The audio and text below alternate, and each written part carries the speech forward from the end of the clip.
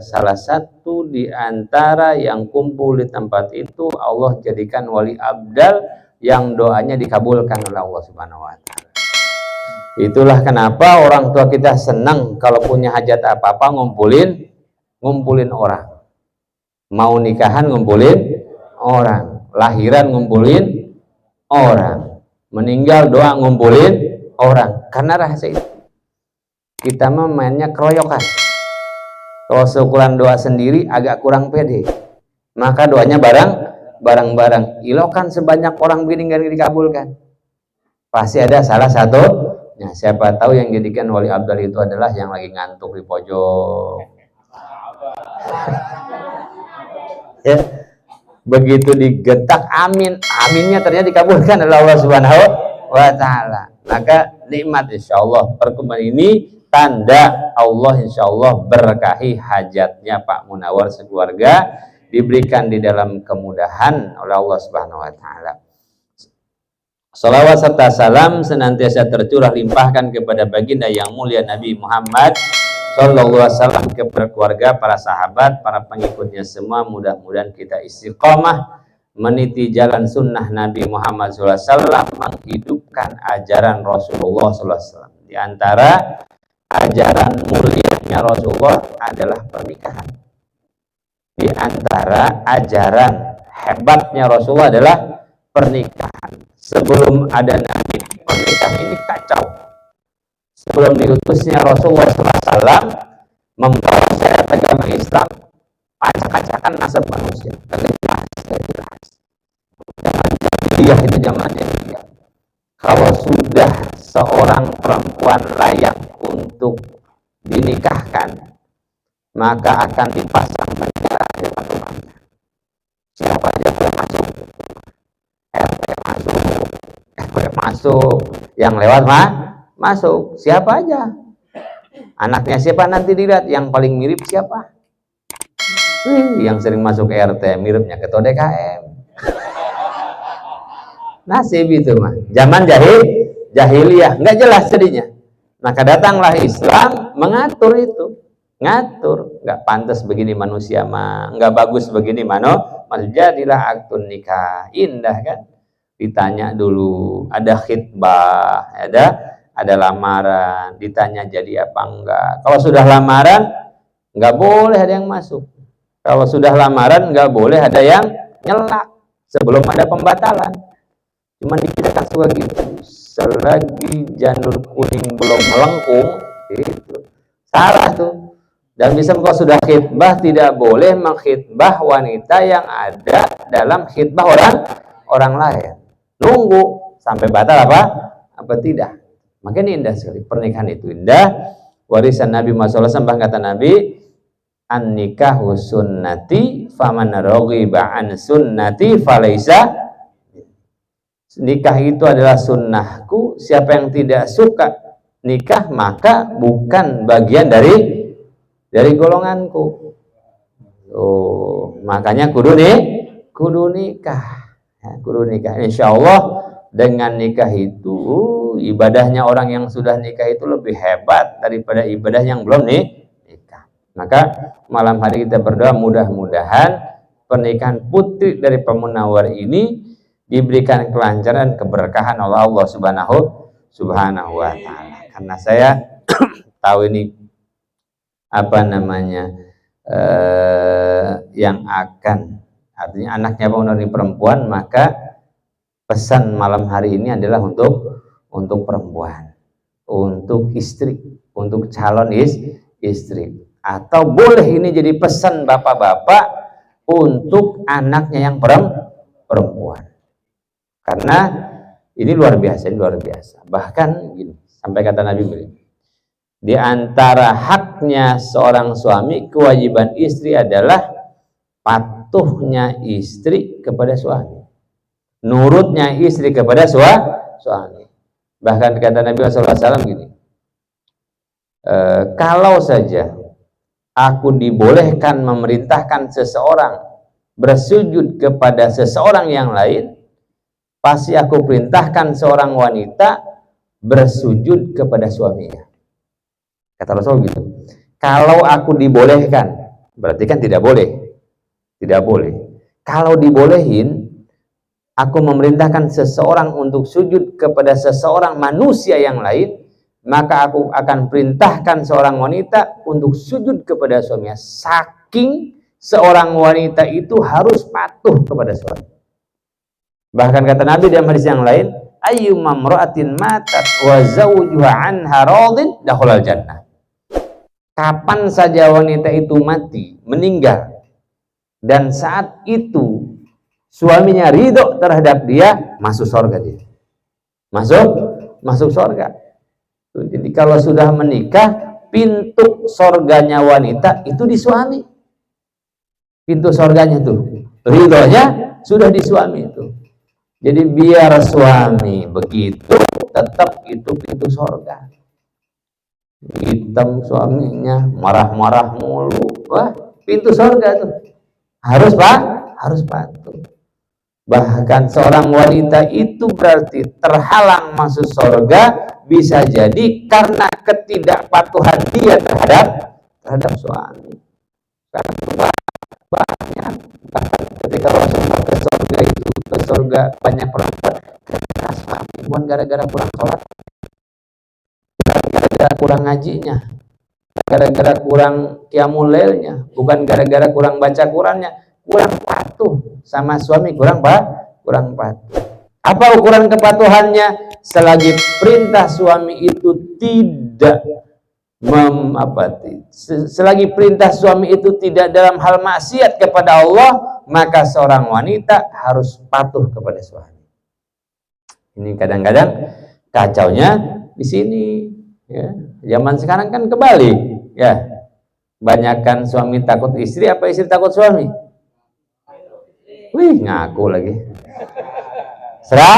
Seragam, ya. Ustaz, ya beda-beda tipis lah. Lah jadi yang harus patuh istri sama suami. Ar-rijalu qawwamuna 'alan nisa. Lah bisa jadi ketika di dunia bisa wanita berlaku seperti itu, tapi kelak nanti di surga yang menjadi penghalang seorang wanita yang ahli ibadahnya masuk surga, keriduan suami. Kalau suami enggak ridho, tertutup semua pintu surga. Nah, ya. Direkam kan? Karena kalau mau menyampaikan saya agak ragu, bapak-bapak berani nggak nyampein ini di rumah? Lihat rekamannya aja Ustaz Ubay ini. Ya Allah, bahkan kata Nabi Muhammad SAW begini, ini di antara hak laki-laki dari istri. Saya titip pesan kepada calon mempelai perempuan ini, ya. Di antara haknya, bahkan kata Rasulullah, kalau seorang laki-laki itu punya kepentingan, punya hajat, punya maksud terhadap istrinya, dan istrinya itu sedang berada di hadapan tungku kompor, suaminya manggil, tinggalin, penuhi panggilan suami. Oh, matiin dulu kompornya, main tinggalin aja, kebakaran. Artinya dalam keadaan seperti apa? Seperti apapun. Kebanyakan sekarang apa nususnya wanita dipanggil entar, dipanggil nanti. Tar sok. Lah, segala macam tanggung, ya. Bahkan di kebutuhan malam apa? Males jangan. Dingin, ngabisin sampo aja. Lah, nggak boleh. Itu kalau wanita nih malam-malam itu diajak sama istrinya untuk kebutuhan jurit malam. Atau jerit malam gitu ya. Terus kemudian dia nggak mau, itu dilaknat malaikat sampai subuh. Dilaknat sampai subuh. Oh ya Allah, menang banyak suami ini. Menang banyak. Lah bukan kata kita. Ini kata Nabi Muhammad Shallallahu Alaihi Wasallam. Ini yang pertama. Kalau mau jadi wanita ahli surga, patuh sama suami, cari ridhonya suami. Ini satu. Yang kedua adalah kadang-kadang yang lupa karena kesibukan yang lain, wanita merasa bebas untuk kurang dalam ngurus rumah tangga. Kata Nabi begini, wal mar'atu ra'iyatun an ahli baitiha wa waladi. Dan wanita itu tugasnya adalah bertanggung jawab terhadap harta suami, rumah suami, dan anak-anak. Ini saya titip pesan. Pendidikan anak-anak itu adalah domainnya seorang ibu. Jangan karena kesibukan dunia, bahkan jangan pun karena kesibukan ibadah yang sunnah, kewajiban ini terlantar, terabaikan. Banyaknya seperti itu. Oh, sibuk ngaji sana sini ngaji. Anak kagak diajarin. Anak kurang urus. Ini hati-hati, sering saya sampaikan belakangnya apa? Orang banyak beragama tapi melanggar aturan agama dengan tidak tahu mana prioritas beragama. Wanita perbanyak urus rumah tangganya, termasuk pendidikan anak-anaknya. Bahkan saya suka bilang begini, kalau ada anak pintar, anak cerdas yang dibesarkan atau yang lain, saya suka bilang yang hebat ibunya nih. Ada anak, misalkan ada anak 3 tahun, 2 tahun itu hafal Quran beres, yang hebat ibunya. Pasti ibunya punya perhatian khusus kepada pendidikan anak-anaknya. Oh begitu? Iya. Karena sehebat apapun bapak, laki-laki tugasnya pasti di luar rumah. Akan lebih banyak di luar rumah. Yang mengisi, mengarahkan, mendidik, kemudian mengajari anak itu ibu-ibu. Investasi, Pak. Investasi yang paling hebat, yang utama kita dalam hidup, anak. Udah nggak ada lagi. Anak. Banyak yang bagus sampai terus, tapi anaknya berantakan, nggak indah hidupnya. Makanya titip pesan, tugas utama seorang wanita, karirnya adalah di rumah, mendidik anak, bertanggung jawab atas pendidikan anak. Bahkan dikatakan al-mar'atu madrasatul ula. Perempuan itu adalah al-ummahat atau al-mar'ah. Perempuan itu adalah madrasahnya pertama manusia. Anak belajar adab dari ibunya. Anak belajar ilmu dari ibunya. Persis. Maka ada istilah orang tua gitu. Kalau cari laki, nggak usah pinter-pinter banget akademisnya. Yang penting pinter nyari duit gitu. Kalau cari perempuan, nggak usah pinter-pinter banget nyari duitnya. Yang penting pinter akademisnya. Karena nurunnya kecerdasan anak dari ibu. Bapak-bapak mah udah biasa aja, NEM 27 nggak apa-apa. Yang penting jadi direktur. Beres. Karena yang mendidik siapa nanti? Istri. Saya sering nanti. Bahkan ada begini, ada salah satu sekawan teman, itu anaknya cepet, cerdas banget. Nah, bapaknya biasa aja kayak kita biasa. Saya tanya ibunya, ternyata yang pendidikan ibunya. Sampai dia bilang, istri saya ini nggak pernah Pak ninggalin tahajud, setiap malam selalu doain anak-anaknya. Hebatnya anak tuh benar-benar dari hebatnya ibunya. Jadi gimana ibu-ibu di rumah? Mau tuker tambah apa masih itu aja? Ya, pesan ya kepada ibu-ibu, kepada calon mempelai wanita, karirmu yang terhebat adalah di rumah. Karir yang paling hebat. Tenang Pak Ustadz, istri saya pendidik segala macam. Mendidik di luar belum tentu menjadi pendidik di rumah. Ya, menjadi pendidik di luar belum tentu. Yang dimaksud saya sini adalah menjadi pendidik anak-anak di rumahnya. Mendidik anak dari mulai ikronya, sholatnya, semuanya diteratin adabnya. Bahkan 80% akhlak anak itu dari ibunya. Dari ibunya. Ini bukan karena kita bapak-bapak nih, karena seringnya anak sama ibu. Maka saya juga bilang benar tuh kalau ibu-ibu suka ngaji, benar, tapi ngajinya benerin. Ngajinya benahi terus. Tuh tugas perempuan yang kedua. Yang ketiga, Tugas perempuan dan banyaknya sekarang yang kacau adalah kurang syukur menerima terhadap apa yang ada pada diri suami. Kata Rasulullah, lam yashkurillah malam yashkurin nas. Tidak disebut bersyukur kepada Allah orang yang tidak pandai berterima kasih kepada manusia. Banyaknya wanita yang tidak ridho terhadap kekurangan suami, terhadap pemberian suami, atau apapun yang ada pada suami, enggak ridho dia. Itu yang menyebabkan ketika Rasulullah melihat ke neraka, banyak penghuninya adalah wanita. Maka hati-hati. Bukan untuk nyiksa wanita nih bapak-bapak ya. Berarti bapak-bapak kudu banyak ridho sama istri. Cuman istri harus tahu kewajiban dalam berumah tangga supaya nanti ketemu. Karena saya ngomong begini karena di sini calon mempelainya wanita. Nanti kalau pas bagian laki-laki, kewajiban laki-laki. Ada lagi nggak acara habis ini? 2 minggu lagi? Ada lagi? Habis ya? Abah kali abah? Ya. Nah, ya. Jadi hadirin dirahmati Allah Subhanahu wa taala, sehingga ketika kita melaksanakan kewajiban kita sebagai laki-laki, wanita melaksanakan kewajibannya sebagai wanita, maka itulah keluarga yang diridhoi oleh Allah Subhanahu wa taala.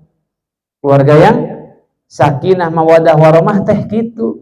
Yang begitu, yang suami melaksanakan kewajibannya, istri melaksanakan kewajibannya, sehingga hak-hak masing-masing individu yang ada di rumah itu terpenuhi. Bukan saya ngomong begini maksudnya bukan untuk saling tuntut, tapi saling untuk oh ya ini perlu benahin, saya yang laki-laki kurang bertanggung jawab, saya yang perempuan juga kurang mau patuh. Karena wanita masya Allah kata Nabi, wanita masuk surga itu cuma gitu doang, sholat lima waktunya, puasa Ramadannya, kemudian dia jaga kemaluannya, wa hafizat farjaha, kemudian wa ata'at zaujaha, dia patuh sama suami, silakan masuk surga dari pintu mana aja yang dipengenin, dari pintu mana saja kan hendaki. Dari pesan saya adalah ketika terakhir kepada kita para orang tua, ketika kita sudah menikah dengan seorang laki-laki, biarkan dia mencari ridho dari suaminya. Jangan kita berdiri gagah di antara mereka berdua, kemudian kita menghalangi khidmah anak perempuan kita kepada suaminya. Artinya kalau kita punya anak perempuan, sudah kita nikahkan, kita amanahkan, kita percayakan kepada seorang laki-laki, kita tinggal melihat dari jauh sambil mendoakan. Jangan kemudian kita berdiri di tengah, ikut campur urusan rumah tangga anak kita. Itu yang banyak membuat keluarga itu tidak harmonis. Biarin, biar kita berbakti sama Allah. Saatnya dia mencari itu, kita sudah sampai di batasnya. Sekarang anak perempuanku, ridhomu, carilah ridho suami. Bapak mendoakan, bapak ridho, ibu ridho, bapak ikhlas. Ya. Ini kadang puncak kita aja. Awas ya. Waduh, mantu jadi repot urusannya. Jangan kita berdiri di tengah-tengah anak kita dan suaminya, kemudian terhalang ridho suami gara-gara kita. Kudu ridho sebenar-benarnya ridho. Itu ibu bapak yang dirahmati Allah Subhanahu wa taala, sedikit yang bisa sampaikan pada malam hari ini. Mudah-mudahan ada manfaatnya. Kita tetap berdoa, mudah-mudahan keluarga kita semua jadi keluarga sakinah mawaddah warahmah, semuanya makin baik, semuanya makin diridhoi oleh Allah Subhanahu wa taala. Kurang lebih saya mohon maaf. Akhirul kalam, billahi taufiq wal hidayah, wal 'afwu minkum. Wassalamualaikum warahmatullahi wabarakatuh. Ya hayyukum ya dzal jalali amin sallallahu fil awwalin wa la mubarik wa sallim wa radallahu tabaraka wa ta'ala kulli sahabatur rasul ajma'in. Alhamdulillah hamdan yuwaffi ni'amaka fi mazidah ya rabbana lakal hamdu lakal syukru kama yanbaghi li jalali wajhikal karim wa 'azimi sultanik. Allahumma shalli ala sayyidina Muhammadin wa ala Muhammadin miftahi babi rahmatillah adada ma fi ilmillah, salatan wa salaman daimaini bidawami mulkillah. Allahumma rabbana ya ilahana nas'aluka wal jannah wa na'udzubika min sakhatika wan nar. Allahumma rabbana ij'alna waj'al hadzal bait min ibadika sholihin wa min ibadika syakirin wa min ibadika sabirin wa min ibadika muttaqin wa min ahlil qur'anil karim wa min ahli jannatika jannatin na'im. Allahumma hasil maqasidana bil khair, Allah hasil maqasid bil khair, Allah hasil maqasid bil khair. Allahumma inna nas'aluka wa natawassalu ilaika wa natawajjahu bi wajhi nabika Muhammadin sallallahu alaihi wasallam bi rahmah ya Rasulullah ya Habibullah ya Sayyidi ya Rasulullah iqdi hawajil khairat wa balligh muradanil khairat bi rahmatika ya arhamar rahimin. Rabbana atina fid dunya hasanah wa fil akhirati hasanah wa qina adzabannar. Fadlika subhana rabbika bil izzati amma yasifun wa salamun alal mursalin walhamdulillahi rabbil alamin.